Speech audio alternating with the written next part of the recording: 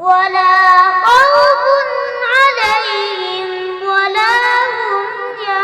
يحزنون يا أيها الذين آمنوا اتقوا الله وذروا ما بقي من الربا إن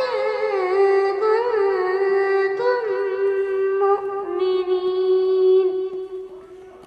فإن لم تفعلوا فأذنوا بحرب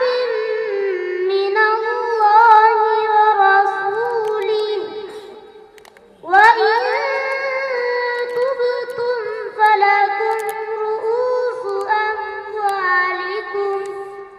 لا تظلمون ولا تظلمون فنظرة إلى ميسرة وأن تصدقوا خير لكم إن كنتم تعلمون واتقوا